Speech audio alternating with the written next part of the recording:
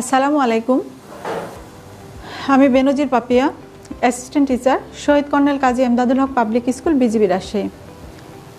বেনজির পাপিয়া এডুটাস চ্যানেলে তোমাদের স্বাগতম।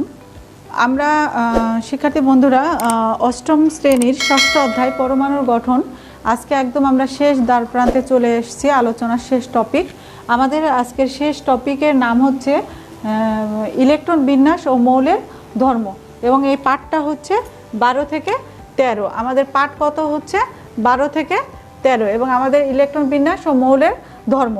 এখন একটু খেয়াল করো শিক্ষার্থীরা, আমরা আগের ক্লাসে জেনে এসেছি যে ইলেকট্রনগুলো নিউক্লিয়াসকে কেন্দ্র করে নির্দিষ্ট কক্ষপথে, অনুমোদিত কক্ষপথে ঘুরে। এখন মৌলিক পদার্থের ধর্ম মূলত তাদের ইলেকট্রন বিন্যাসের উপরেই নির্ভর করে। কি করে? মৌলিক পদার্থের যে ধর্মটা আছে তা হচ্ছে মৌলের যে ইলেকট্রন বিন্যাস আছে তার উপরেই নির্ভর করে। এই ইলেকট্রন বিন্যাসের ভিন্নতার কারণেই তোমার সাধারণত মৌলগুলো কখনো নিষ্ক্রিয় এবং কখনো সক্রিয় হয়ে থাকে। এখন একটু খেয়াল করো শিক্ষার্থী বন্ধুরা, যে একটি মৌলের সর্বশেষ কক্ষপথে যতটি সর্বোচ্চ ইলেকট্রন ধারণ ক্ষমতা, ঠিক ততটি ইলেকট্রনই যদি থাকে তাহলে সেই মৌলটিকে পূর্ণ থাকে, এবং সেটা তখন কি হয়ে যায়? নিষ্ক্রিয় বা স্থিতিশীল হয়ে যায়।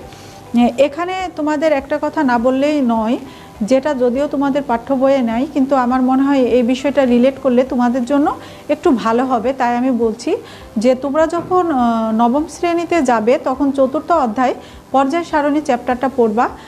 সেই পর্যায় সারণী চ্যাপ্টারটা পড়তে গিয়ে তোমরা 2-এর নিয়ম এবং 8-এর নিয়ম এ ধরনের দুইটা টপিক পাবা। তো 2-এর নিয়মটা হচ্ছে যে মৌলের সর্বশেষ কক্ষপথে 2টা ইলেকট্রন থাকে, অর্থাৎ প্রথম কক্ষপথে কিন্তু সর্বোচ্চ ইলেকট্রন ধারণ ক্ষমতা কত? 2। তাহলে যদি 2টা ইলেকট্রন দ্বারা পূর্ণ থাকে তাহলে সেটা কি? পূর্ণ, এবং সেটা নিষ্ক্রিয়।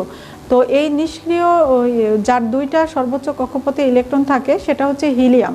ঠিক আছে? প্রকৃতিতে আমাদের এ পর্যন্ত 6টা নিষ্ক্রিয় গ্যাস আবিষ্কৃত হয়েছে, যেমন হচ্ছে হিলিয়াম, নিয়ন, আর্গন, ক্রিপ্টন, জেনন এবং রেডন। এখন একটু খেয়াল করো, আর 8-এর নিয়ম যে ম্যাক্সিমাম মৌলগুলোই তার সর্বশেষ কক্ষপথে 8টি ইলেকট্রন রাখতে চায়। এই 8টি ইলেকট্রন রেখে তারা স্থিতিশীল হতে চায়। এই 8টি ইলেকট্রন তারা রাখার জন্য যদি তার বেশি থাকে তাহলে ইলেকট্রন দিয়ে দিবে, আর কারো যদি 8টা ইলেকট্রনের কম থাকে তাহলে সে অন্য কারো কাছ থেকে ইলেকট্রন নিবে। এভাবে ইলেকট্রন আদান প্রদানের মাধ্যমে তারা কি করবে? হচ্ছে যৌগ গঠন করবে। তো এখন আমরা এই যৌগ গঠনটাই একটু দেখব শিক্ষার্থীরা। হ্যাঁ, তো প্রথমে দেখো আমি একটু বলতে চাই যে সোডিয়াম ক্লোরাইডের কথা। হ্যাঁ, তাহলে দেখো প্রথমে আমরা যদি সোডিয়ামের ইলেকট্রন বিন্যাস করি তাহলে প্রথম এটা সোডিয়াম, এর প্রথম কক্ষপথে এটা, তাহলে প্রথম কক্ষপথে কয়টা ইলেকট্রন আছে? 2টা ইলেকট্রন আছে। এরপর আমরা দ্বিতীয় কক্ষপথ দিলাম, তারপরে দিয়ে দিচ্ছি তৃতীয় কক্ষপথ শিক্ষার্থীরা। তাহলে দেখো প্রথম কক্ষপথে কয়টা ইলেকট্রন? 2টা দিয়ে দিচ্ছি। তৃতীয় কক্ষপথে কয়টা ইলেকট্রন? 8টা ইলেকট্রন থাকে, 8টা। আর তৃতীয় কক্ষপথে কয়টা ইলেকট্রন থাকে? 1টা ইলেকট্রন থাকে। তাহলে সোডিয়ামের ইলেকট্রন বিন্যাস যদি আমরা লিখি তাহলে 2, 8, 1 এভাবে লিখব। অপরদিকে আমাদের ক্লোরিনের কয়টা ইলেকট্রন থাকে? 17টা। সর্ববয়স তোমার হচ্ছে কক্ষপথগুলোতে কয়টা ইলেকট্রন থাকে? 17টা ইলেকট্রন থাকে। তাহলে দেখো একটু ক্লোরিনের কথা আমরা চিন্তা করি।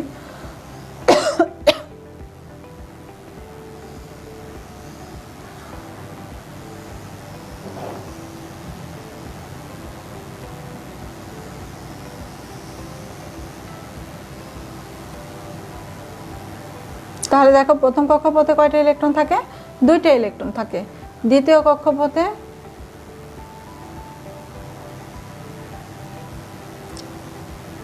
8টি ইলেকট্রন থাকে। আর তৃতীয় কক্ষপথে কয়টা ইলেকট্রন থাকে?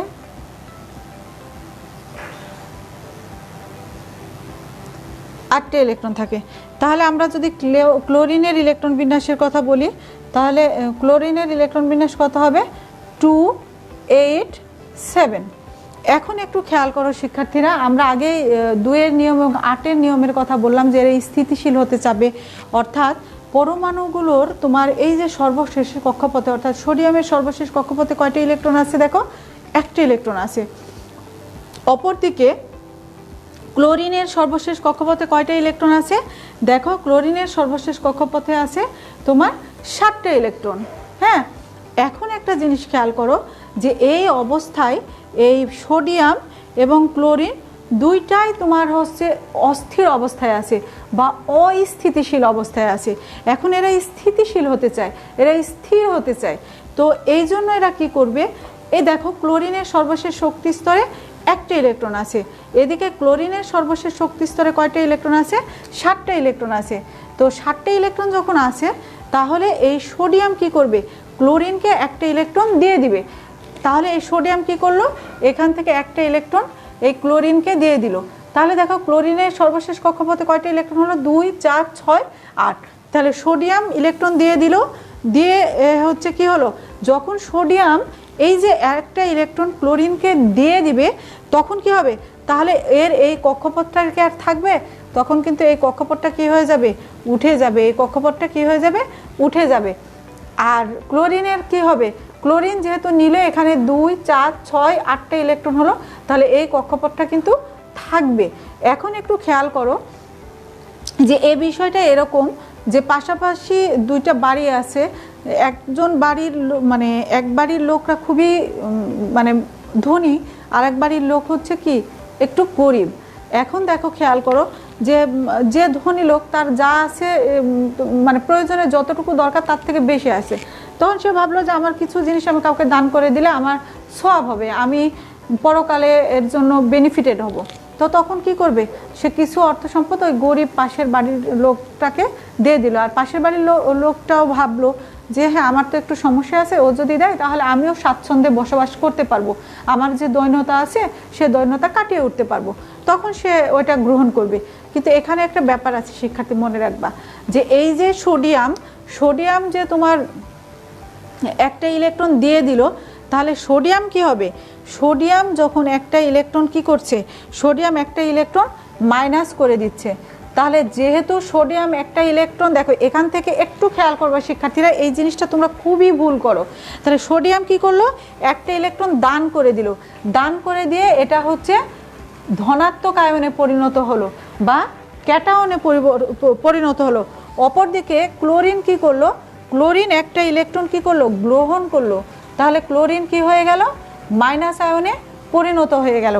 এখন একটু খেয়াল করবা শিক্ষার্থীরা, এটা এইভাবে আমি একটু আমার স্টুডেন্টদের মনে রাখতে সহায়তা করি যে সোডিয়াম কি হয়েছে, একটা ইলেকট্রন দান করেছে, তার মানে কি সে ধনী, সে ধনাত্মক আয়নে পরিণত হলো, তাই সোডিয়াম কি প্লাস। আর অপরদিকে ক্লোরিন কি করলো, একটা ইলেকট্রন কিন্তু নিল। হ্যাঁ, তো ক্লোরিন যেহেতু একটা ইলেকট্রন অন্যর কাছ থেকে নিল, তাহলে ক্লোরিন ঋণী হয়ে গেল, অর্থাৎ এটা ঋণাত্মক আয়নে পরিণত হয়ে গেল। হ্যাঁ, এখন একটু খেয়াল করো যে আমরা যদি এটা এখন করি তাহলে কি হবে, যে এটা যদি আমরা কেটে দিই তাহলে সোডিয়াম প্লাস ক্লোরিন সমান কি হচ্ছে, সোডিয়াম প্লাস ক্লোরিন মাইনাস সমান, এটা আমরা কি লিখতে পারি যে সোডিয়াম ক্লোরাইড আয়ন গঠিত হলো। তাহলে একটু খেয়াল করো যে এভাবে কি করবে, সোডিয়াম এবং ক্লোরিন পরস্পরের মধ্যে ইলেকট্রন আদান প্রদান করবে। এই পরস্পর ইলেকট্রন আদান প্রদানের মাধ্যমে কি হবে, যে দান করবে সে ধনাত্মক আয়ন বা ক্যাটায়নে পরিণত হবে, আর যে গ্রহণ করবে সে কি হয়ে গেল, ঋণী হয়ে গেল, সে ঋণাত্মক আয়ন বা অ্যানায়নে পরিণত হবে। অর্থাৎ এখানে ক্যাটায়ন চার্জ এবং অ্যানায়ন চার্জের সৃষ্টি হবে এবং এরা একটা যৌগ গঠন করবে। তাহলে সোডিয়াম আর ক্লোরিন যে যৌগ গঠন করলো, যৌগ গঠন করে তারা সোডিয়াম ক্লোরাইড উৎপন্ন করলো। হ্যাঁ, আবার একটু খেয়াল করো যে আমরা আরেকটা উদাহরণ দিয়ে দেখতে পারি।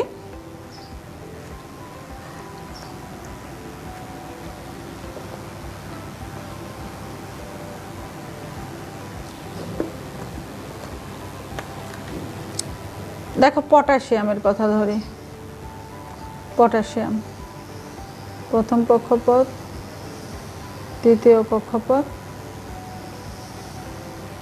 তৃতীয় কক্ষপথে প্রথম কক্ষপথে কয়টা ইলেকট্রন আছে? 2টা। দ্বিতীয় কক্ষপথে 2, 4, 6 এবং 8টা ইলেকট্রন আছে এবং এটা আরও একটা কক্ষপথ আছে।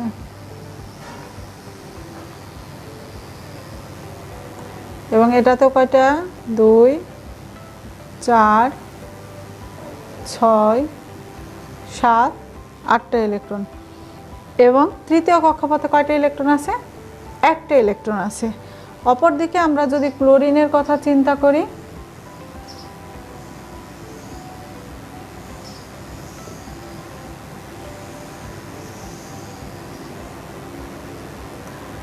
তাহলে প্রথম কক্ষপথে 2টা,